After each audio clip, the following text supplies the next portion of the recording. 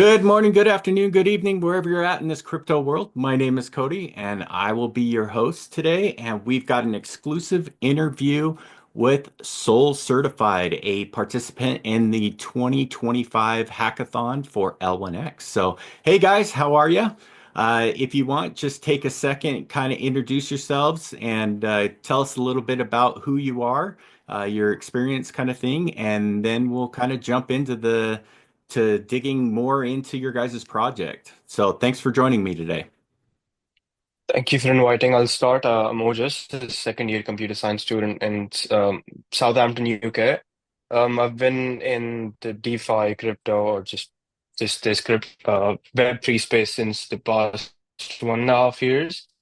I mostly build on EVM chains and I specialize in smart contracts. That's about me. And yeah, what about you, Karan? Hello, hi Cody. I am Karan. I'm basically from India and currently I'm pursuing BTech in computer science. So my specialization is into AI/ML and my recent projects are chatbots and AI-powered code reviewers and all. That's it. Awesome. No, that's great. Great to meet you guys, and congrats on being on the part of the hackathon. It's going to be a good one. They're kind of looking over what you guys shared about your project with a little blurb about it.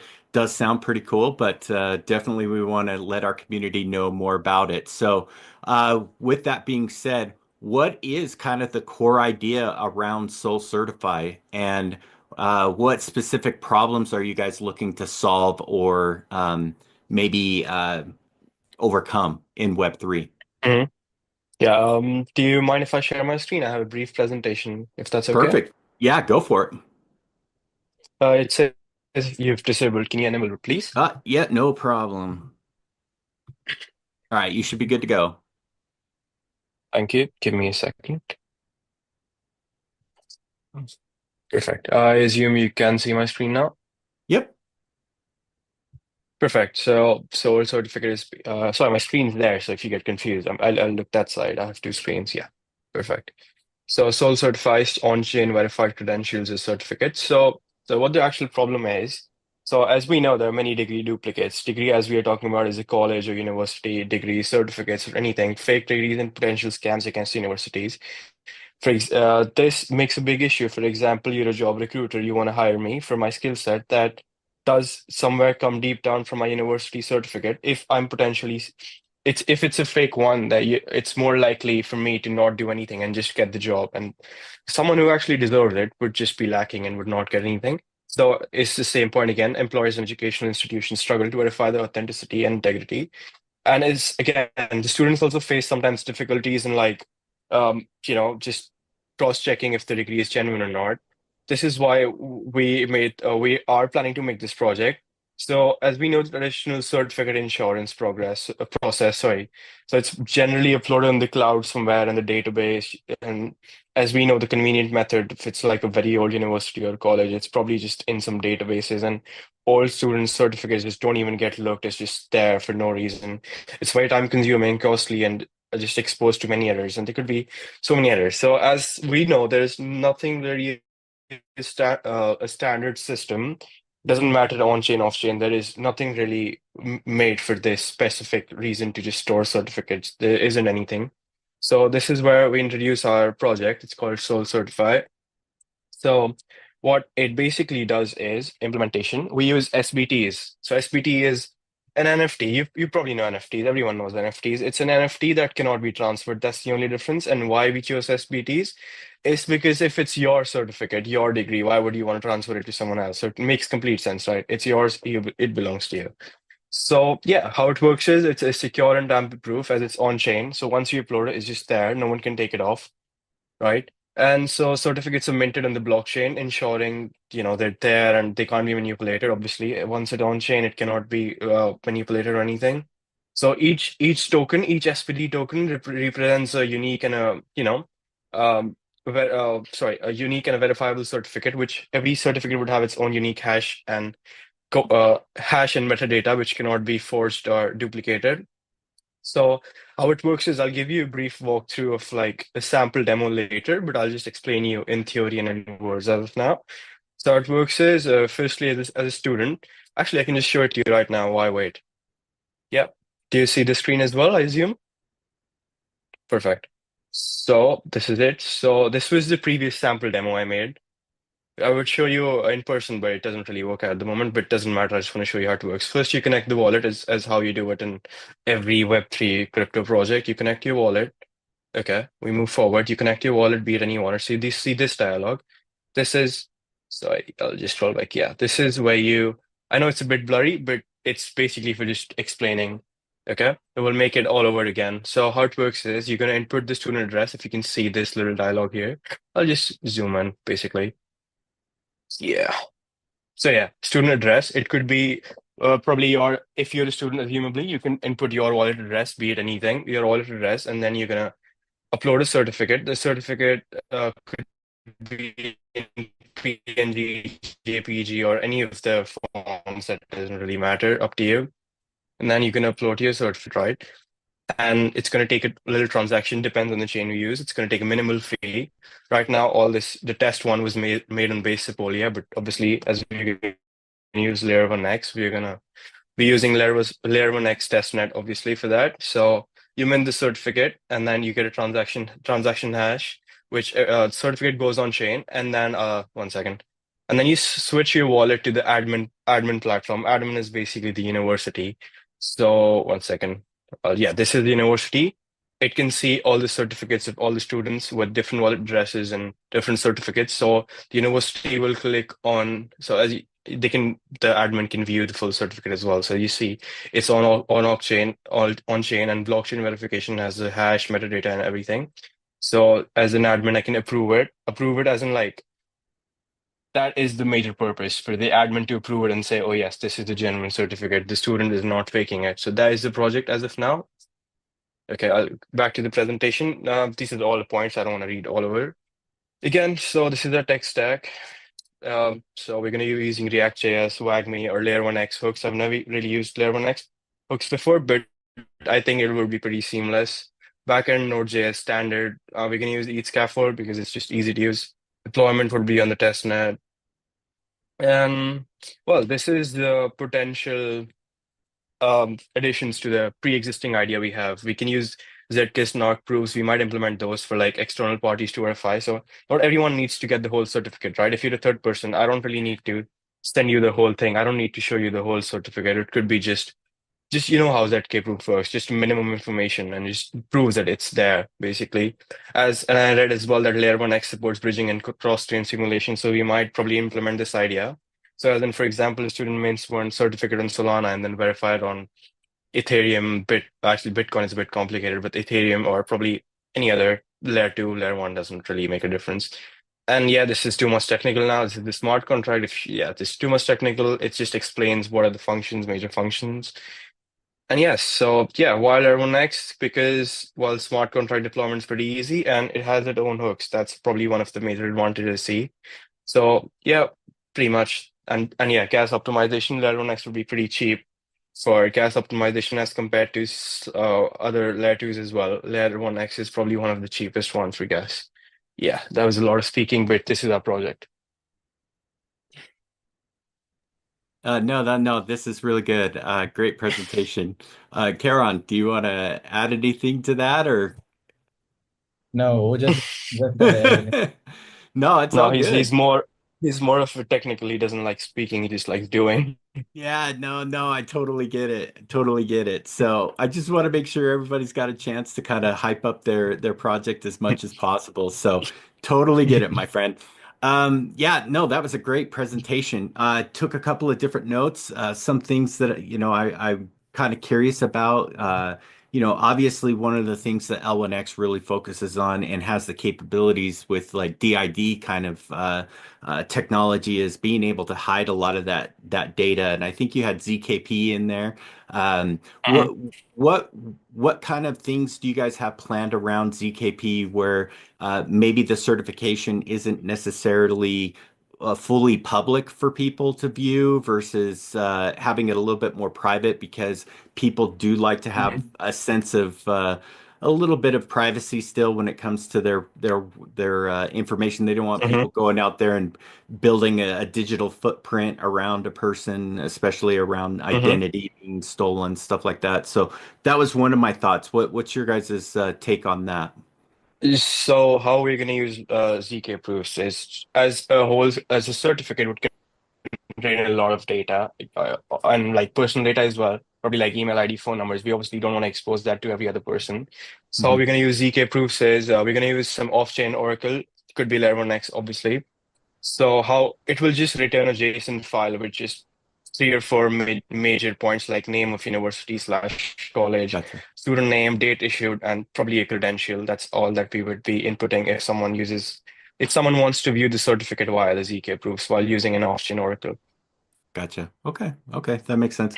And then, you know, I love Soulbound NFTs. No, hands down. I love it for permissions, for a lot of different use cases. I like how you guys are using it as well. What happens with if a person accidentally loses their seed phrase or their private key? They have to set up a new wallet. Mhm. Do they have to go through the whole process again, or would they be able to reach out to like the university that approved it and have it transferred? I know Soulbound's a little Uh, bit tricky that way, but uh, maybe minting a new one. mhm, But how do you go about like stopping people from being able to falsify, say who they mhm, are to get access, but also stop the duplication of a lot of mhm. these So documents? there are two ways to go about it. One way is obviously just redoing the whole process, which would obviously consume more gas and more time. So we don't want to do that. The second way is we have a callback function in the smart contract, so the admin can call back the certificate if something like that happens. If probably you lose your seed phrase, the admin, as in the university, can call back the certificate. And once you have a new wallet, you just can ask for it again, so we can revert the NFT, sorry, SBT to you. So the admin has all the privileges, but as an end user, you don't really have any privileges. Gotcha. Gotcha. Okay. That makes sense. Are you guys planning on taking this outside of the university certification level? I can see multiple applications for this. What's kind of the future hold for you guys? I As of now, it's pretty small scale. It's mostly the university, just the credentials, certificates, awards, and all that. okay. But as we actually see it as a problem in this real world scenario, it's just too much duplication about certificates, and we've heard our college admin complaining about, there's just how to store certificates. So we thought it would be a good idea to just make it on a low level first. But if it works out, we'd probably like to make it more large scale or anything. Not as of now, it's just very central bound to universities. Nice, nice. Okay, yeah, that's fair enough. I Yeah, have an idea. Or just can I go? yeah, go Yeah, yeah, for it. sure. Yeah, yeah. So basically, these certifications, like we can introduce them into the hospitals and the hospitality sector also. Like there are many insurance policies, right? So what the basic default process is like you go to the hospital, you claim the insurance, you tell your insurance number. The receptionist like goes through all the process. The insurance company pays the hospital, and like that is the basic process that happens till date. So we can introduce this, how can we introduce this our idea into the hospitals also, that the insurance can be stored on chain, and like then the hospitals can directly access them, and the insurance like we can link all of them again. We could just cut the time of the typical process. We can cut a lot of time and It will be efforts more if we secure, like store this. Yeah. there won't be any fraud. I don't know how it is in your guys' country, but like here in the US, it is a pain in the butt for paperwork. It seems like every time I go back to the same doctor, I have to fill out the same stupid form every single time. So if you guys can solve that problem for us here in the US, I'm pretty sure all the hundreds of millions of people that live here would greatly appreciate you and would definitely want to use your guys' project or product. So yeah, I mean, you guys kind of talked a little bit about like why you guys want to use Layer 1X because of the interoperability and some of the hooks and things like that. Why join and participate in the L1X hackathon? Why not just build? Well, if building is obviously can happen anytime, but hackathon is like you actually know where you stand and how much you can compete with others, and you can probably get a valuable feedback by your team and other people as well, and see if the community actually likes the project because in theory it sounds good, like yeah, it would be used, but would actually anyone use it? So we can get feedback and valuable, potential points for making it better or, yeah, Yep. basically. Yep. Yep.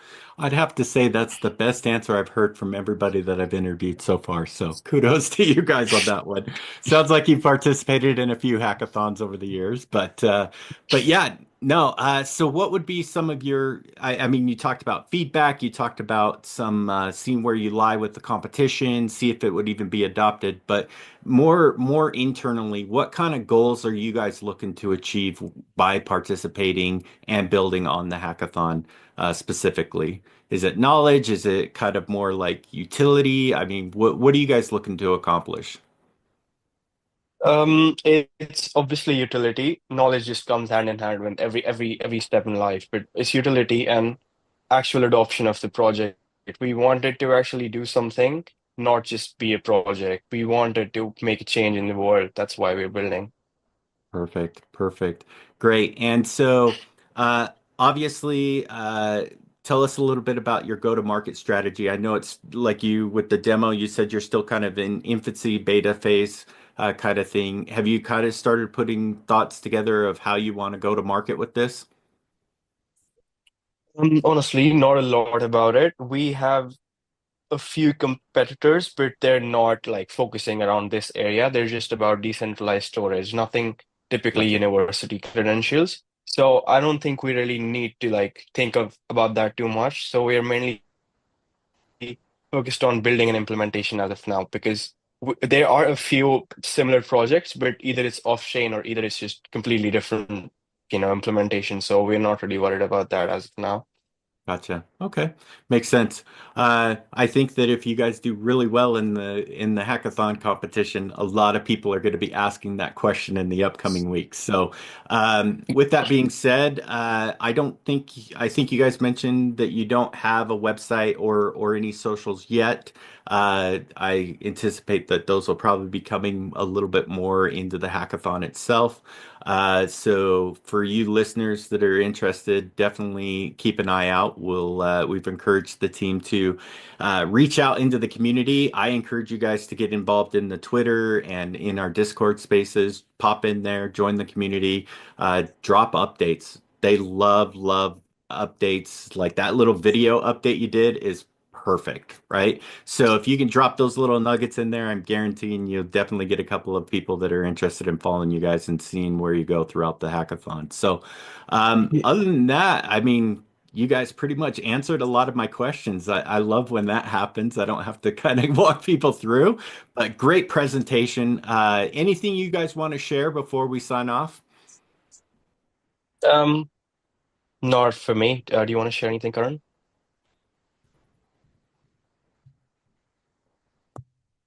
On my side, I want to ask that how Layer 1X will help us grow. Like, Yeah, how is it that's a code, everyone's idea, our idea, all these changes uh, that people are bringing in the world. What is Layer 1's vision into this?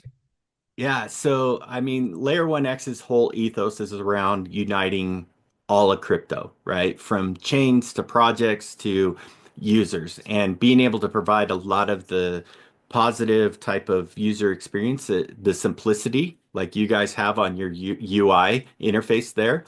It was very simple, very intuitive, very straightforward.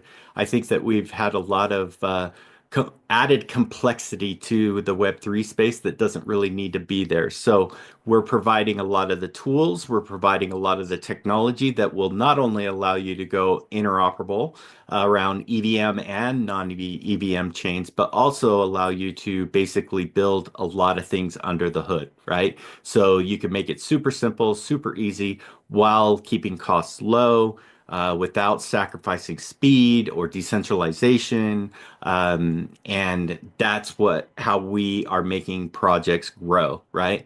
doesn't hurt that we've got a really massive community as well that is very, very active on all the different channels and are excited about this hackathon. I've talked to numerous people as well. So again, we're doing these kind of interviews. Not everybody that's participating in the hackathon is taking advantage of it. So my hat's off to you guys. I definitely tip my hat to you for jumping on and kind of telling the community about your project, because it's these type of projects that are going to be the ones that make the biggest splash in the hackathon.